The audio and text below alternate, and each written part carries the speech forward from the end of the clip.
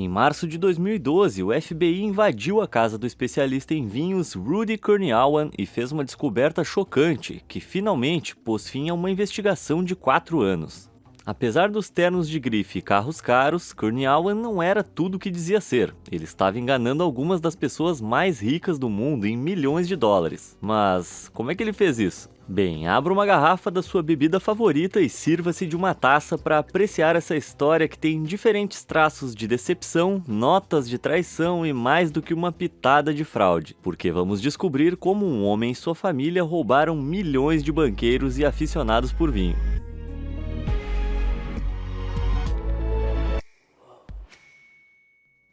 Para saber exatamente o que aconteceu, precisamos voltar ao ano de 2001, quando um novo e misterioso concorrente apareceu no cenário dos leilões de vinhos nos Estados Unidos. Seu nome era Rudy Kurniawan. 2 anos antes, ele havia viajado da Indonésia para os Estados Unidos para estudar contabilidade na Universidade Estadual da Califórnia, em Northridge. Ninguém sabia quase nada sobre ele além de seu interesse por vinhos. Mas ele estava prestes a se envolver em um dos maiores golpes que o país já havia conhecido.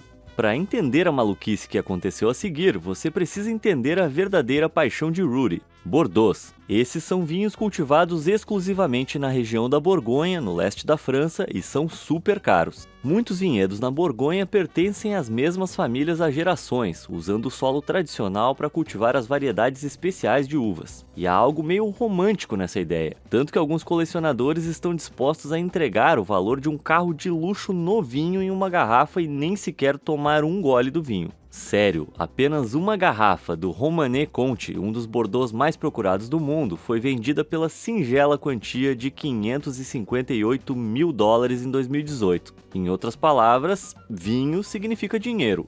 Assim, pouco depois de chegar aos Estados Unidos, o jovem estudante começou a chamar a atenção dos fanáticos por vinho pela quantia insana de dinheiro que gastava nos leilões dessas bebidas chiques. Em seus primeiros 18 meses de participação em leilões, ele já havia comprado cerca de 3.000 garrafas. Já em 2006, esses gastos dispararam para monstruosos $1 milhão por mês. Quando surgia um lote de leilão que ele queria, ele mantinha sua plaquinha no ar e se recusava a baixá-la até que arrematasse o item. Haja coragem! Sua paixão por Romanée Conti era tão forte que ele comprava praticamente qualquer safra em que pudesse colocar suas mãos. Tanto que ele era conhecido por seus colegas como o Dr. Conti. Agora, se você é um grande apostador nesses círculos e um jovem misterioso com um suprimento aparentemente infinito de grana aparece do nada, você com certeza vai querer fazer algumas perguntas. Tipo, quem é esse cara? Ou de onde vem todo esse dinheiro? Bem, apesar de Rudy manter segredo sobre os negócios de sua família, ele disse às pessoas que isso lhe proporcionava uma mesada de $1 milhão em verdinhas. Certo.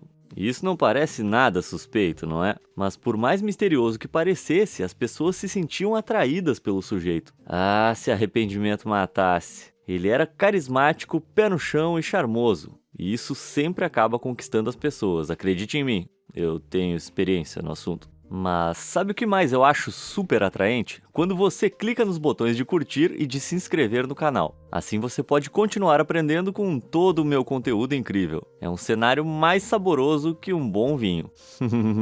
Ok, de volta ao vídeo. Então, Rudy começou a oferecer noites de degustação para um círculo próximo de clientes entusiastas de vinhos caros. Este era um clube de garotos ricos e eles não tinham nenhum problema em gastar uma quantidade escandalosa de dinheiro. Quer dizer, esses caras bebiam entre 100 e 200 mil dólares em vinho toda vez que se encontravam. Isso é uma quantidade de grana bem obscena. Cada um se revezava em fornecer os vinhos para esses encontros. E Rudy viu com isso uma oportunidade de se mostrar com todas as garrafas caríssimas que vinha coletando com seu misterioso estoque de dinheiro. Em pouco tempo, começou a se espalhar a notícia de que ele tinha a melhor e mais cara adega do mundo, e ele se juntou a um grupo seleto de aficionados por vinho que se chamavam The Angry Men, ou Homens Raivosos. Sério, mas o que os deixou com tanta raiva? Aparentemente, eles estavam cansados de levar uma garrafa de vinho cara para um jantar e depois ter que beber o lixo barato dos outros. E todos eles tinham uns apelidos bem engraçados, como Mr. Angry, Big Boy e Hollywood Jeff.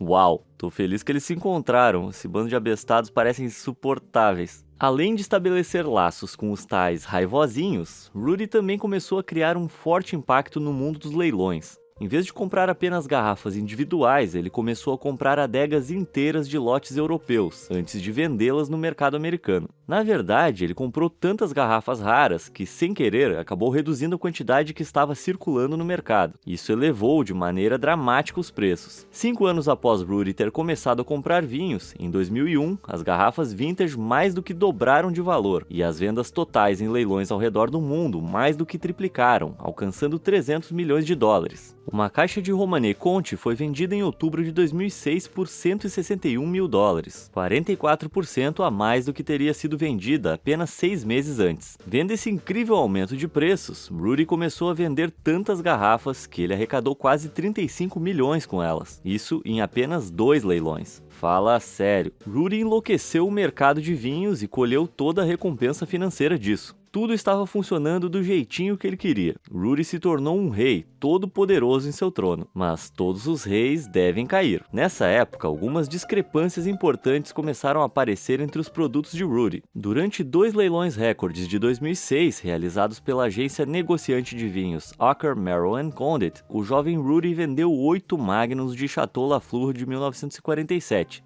Magnums são enormes garrafas de 5 litros que custam muito mais do que garrafas de tamanho normal, então ele estava muito feliz com essa façanha. Só havia um problema. Os registros mostraram que apenas 5 Magnums dessa safra foram produzidos. Então, na melhor das hipóteses, 3 das que Rudy vendeu eram falsas. Grande mancada. Por puro acaso, Rudy escapou impune, dessa vez. Mas então, em 2008, Kurniawan cometeu um vacilo ainda maior. Ele colocou 7 caixas de safras antigas de Clos & Dany Grand Cru em leilão, na intenção de ganhar até 70 mil dólares por cada uma delas. No entanto, quando o enólogo Laurent Ponceau ficou sabendo sobre a venda, ele percebeu imediatamente que algo estava errado. As safras que Rudy estava vendendo eram datadas entre 1945 e 1971, mas Ponceau só começou a produzir esse vinho em 1982. Eita, nós! Sem perder tempo, Ponceau entrou em um avião e voou da França para Nova York para exigir que os itens fossem retirados de leilão. Mesmo assim, malandramente, Rudy conseguiu convencê-lo de que havia, sem perceber, cometido um erro e comprou por acidente o vinho fraudulento. Mas a essa altura, as pessoas já estavam ficando mais do que um pouco desconfiadas. E Ponceau não foi o único que ficou com um gosto ruim na boca. O bilionário e magnata do petróleo, Bill Koch, começou a notar algumas coisas bem estranhas na adega em seu porão. Só que Bill não é o tipo do cara com quem você quer mexer. Ele tem uma coleção incrível de grande com 43 mil garrafas de vinho, e já foi enganado antes. Na década de 80, ele comprou 4 garrafas por mais de 100 mil dólares cada, sendo que elas supostamente pertenceram ao constituinte Thomas Jefferson. Só depois ele percebeu que 2 delas eram falsas. Caramba! Armado com vastos recursos financeiros e um orgulho bastante ferido, desde então Bill gastou mais de 35 milhões em investigadores particulares para inspecionar toda a sua coleção e levar qualquer um que venda vinhos falsos à justiça. Pense em Bill como o Batman do mundo dos vinhos. De alguma forma, depois de inspecionar uma garrafa de 30 mil dólares que Bill comprou de Rudy em 2005, os investigadores perceberam que ela era falsa. Então eles encontraram mais 2 falsificações se passando por Romanée Contis de 1934. Em outras palavras, o vinho assinatura de Rudy. À medida que a investigação prosseguia, mais e mais garrafas falsas eram descobertas, até que Bill percebeu que havia sido enganado em mais de 2 milhões de dólares. E adivinhe para quem todas as crescentes evidências pareciam apontar. Isso mesmo, Rudy. Então, em 2009, Bill entrou com um processo contra Rudy Kurniawan.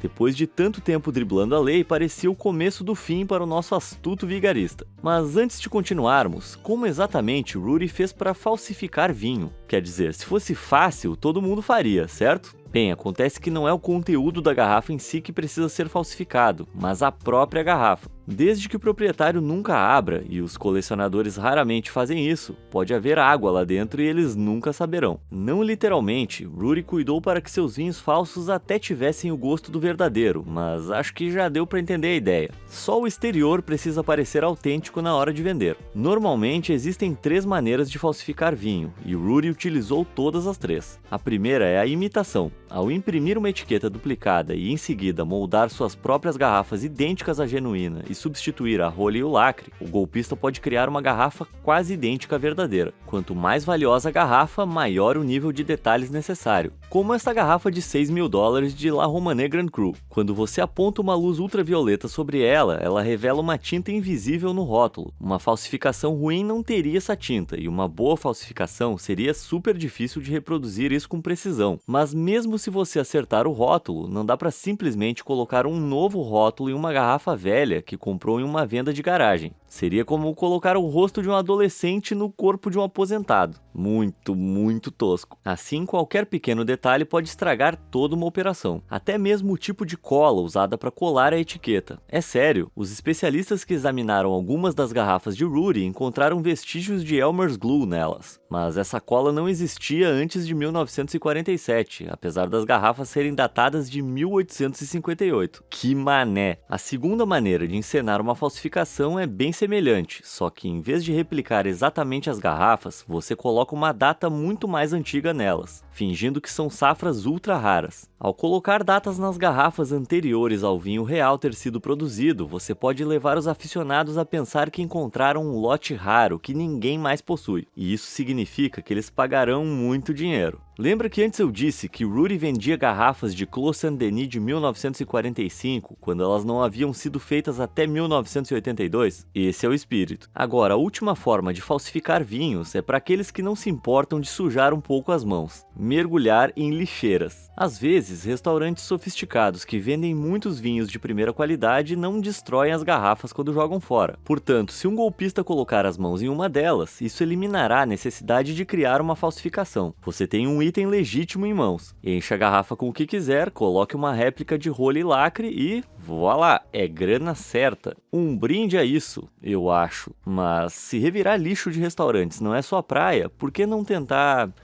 sei lá, persuadir seus amigos ricos a trazer vinhos caros para uma noite de degustação? Isso mesmo. Rudy pegava e guardava todas as garrafas vazias que ele e os Angry Men bebiam juntos. Se alguém lhe perguntasse o porquê, ele apenas dizia que gostava de escrever notas no verso sobre com quem havia compartilhado a garrafa. E eles não faziam absolutamente nenhuma ideia. Rudy provavelmente estava servindo e vendendo aos Angry Men suas próprias falsificações em garrafas que eles tinham jogado no lixo.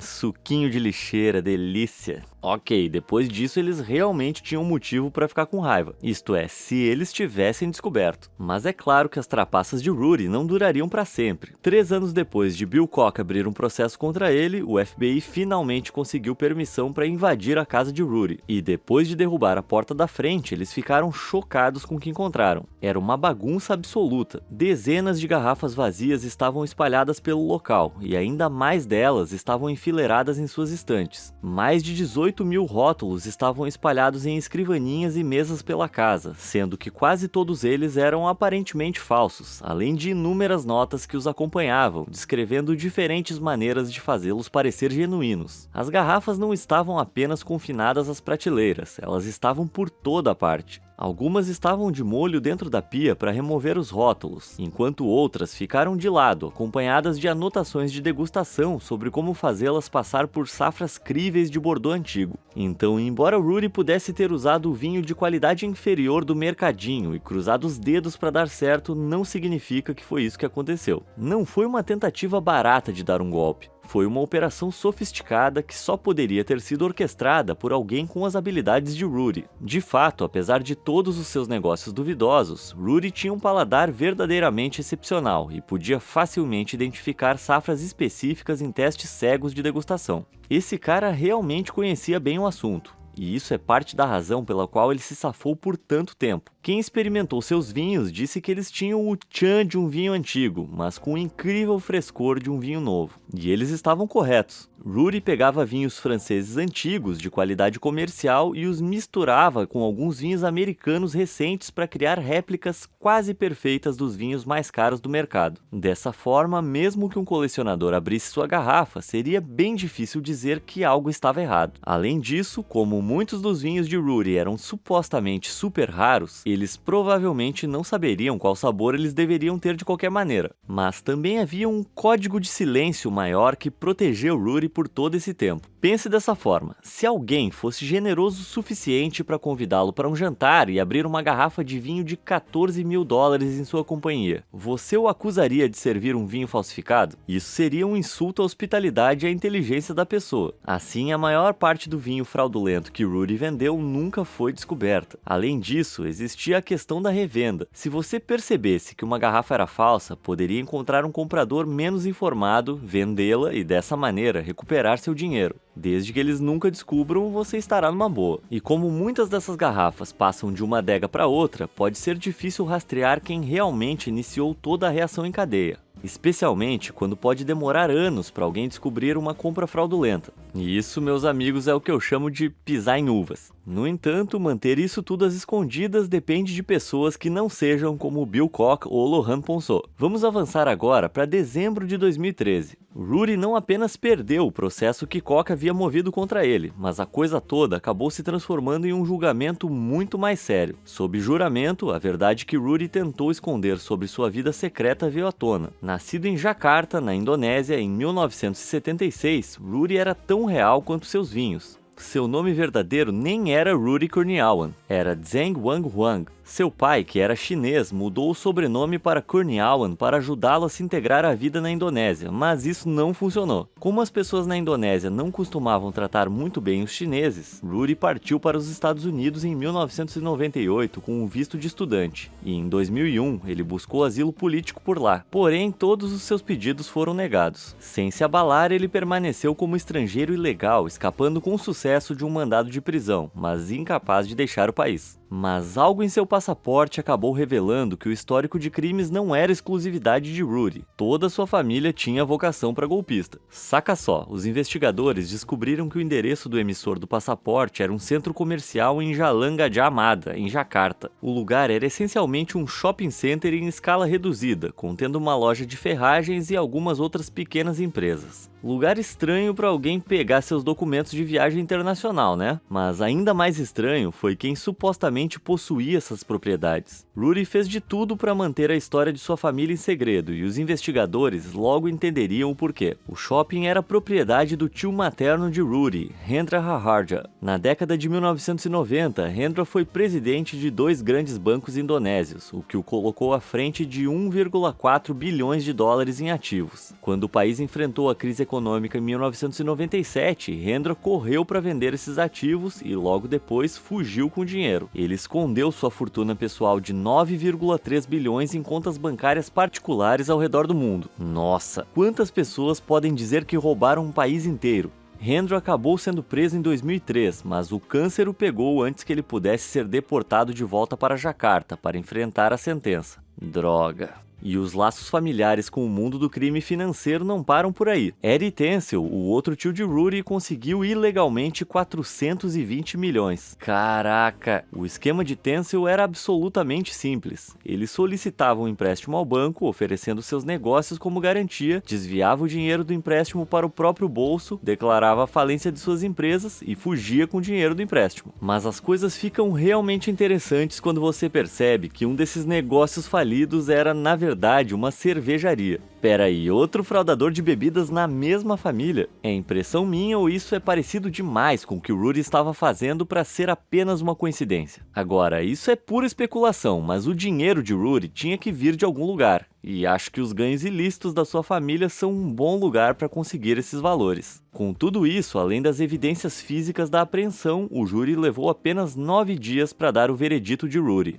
Culpado. Ele foi acusado de fraude eletrônica, fraude postal e a primeira e única condenação por fraude de vinho nos Estados Unidos. Em 7 de agosto de 2014, foi condenado a 10 anos em uma prisão federal. Mas quanto dinheiro Rudy ganhou com isso? Será que esse valor pagou o preço de sua liberdade? Quanto ele conseguiu lucrar com todo esse esquema sujo? Bem, sua Lamborghini de 300 mil dólares, os relógios de grife avaliados em 535 mil e sua mansão de 8 milhões de dólares em Bel Air certamente faziam parecer que ele vivia de uma maneira bem invejável. Mas suas contas bancárias contavam uma história diferente. Rudy estava falido. Entre 2004 e 2011, seus gastos ostentosos o levaram a uma conta de cartão de crédito absurda de 40 milhões de dólares. Então, tudo que ele ganhava com a venda de vinho ia direto para o pagamento de dívidas contraídas em outro lugar. Nada bom. Então, depois de perder o processo, Rudy foi condenado a pagar quase 30 milhões em danos às vítimas. Mas ele não conseguiu sequer pagar o empréstimo de 10 milhões que havia pego da comerciante de vinhos Aker Merrow & Condit. E você se lembra do barão do petróleo, Bill Koch? Rudy foi condenado a pagar a ele 3 milhões de dólares.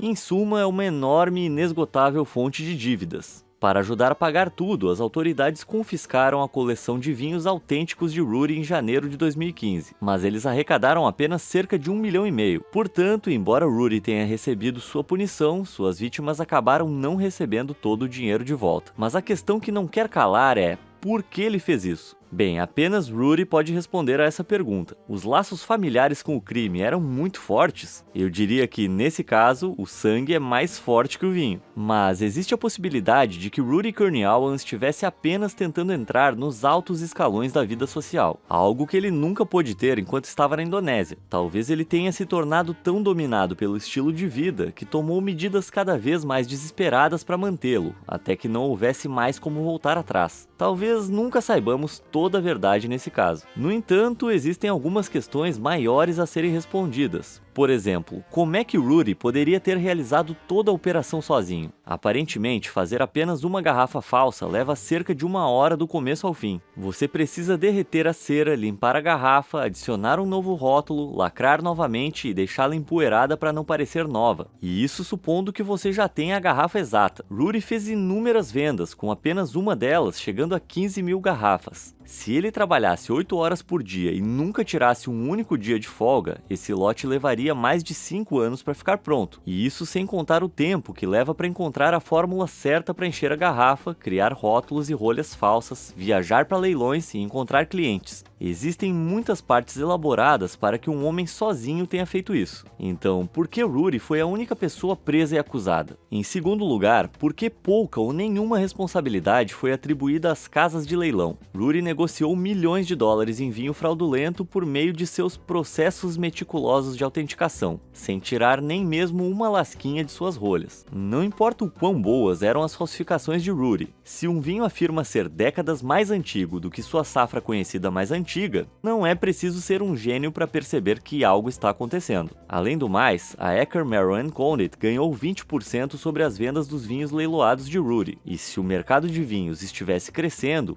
e estava, eles tentariam aproveitar, não é mesmo? Eles acabariam ganhando mais dinheiro com isso do que Rudy. Agora, eu não estou sugerindo que eles o ajudaram a colar os rótulos ou algo assim, mas eles usaram a sua opinião de especialista para dar críticas elogiosas a vinhos que nem existiam. É isso que vocês chamam de especialista? Fala sério, né? Pra cima de mim. E eles também emprestaram a Rudy pelo menos 10 milhões de dólares. Você acha mesmo possível que eles tivessem os mesmos interesses escusos? Bill Koch certamente não achava que isso era mera coincidência. Ele também foi para cima da Aker Merrow & Condit com um processo, alegando que havia comprado mais de 200 garrafas falsas deles, por mais de 2 milhões de dólares. Quase todas elas foram adquiridas por meio de Rudy Kurniawan. Depois de 6 anos, eles chegaram a um acordo extrajudicial por uma quantia não revelada. Mas é isso. Eles escaparam com um tapinha na mão e uma multa, enquanto Rudy cumpriu uma sentença de 10 anos. Sei que pode parecer que eu estou defendendo Rudy nesse momento, mas eu não estou. Ele é um criminoso. Você comete o crime do vinho, você vai pro seu cantinho. Que rima péssima. No entanto, é meio difícil sentir empatia pelas pessoas que foram enganadas. Veja Bill Koch. Ele dedicou quase 4 décadas de sua vida e gastou dezenas de milhões de dólares a mais do que ele perdeu no golpe. E tudo isso pra quê? Ele está realmente defendendo o que é certo ou seu orgulho está apenas ferido por ter sido enganado? E quanto aos membros dos chamados Angry Men? Bem, eles são riquinhos de classe alta que se divertiram ao gastar 4 vezes o salário anual da maioria dos americanos em apenas uma noite. Eles com certeza não faliram por causa de Rudy, e eu acho que eles estão muito bem, obrigado. Mas e quanto ao homem em pessoa? Bem, Rudy foi libertado da prisão em 2021 após cumprir 9 dos 10 anos de sua sentença. O golpista do vinho Bordeaux foi deportado para a Indonésia logo após ser libertado e tem se mantido discreto desde então. Não sabemos exatamente o que ele está fazendo, mas sabemos que a indústria do vinho está ainda hoje bem longe de se recuperar. É provável que ainda existam milhares das falsificações de Rudy pegando poeira nos porões das pessoas, e eliminá-las é um processo demorado e caro. Mesmo com a queda de Rudy, estima-se que a indústria do vinho falsificado valha 3 bilhões de dólares, o que é de cair o queixo, sendo que pelo menos uma em cada 5 garrafas é falsificada. Credo! Então quer dizer que tirar Rudy da jogada não resolveu o grande problema aqui, e eu nem sei se isso é possível, ou mesmo se vimos o fim definitivo de Rudy Kurniawan. Nossa, depois dessa eu vou precisar tomar um gole de alguma coisa. O que você acha? Você teria caído nas manobras de Rudy ou é esperto demais para isso? Me conta aí nos comentários abaixo. Como sempre, obrigado por assistir.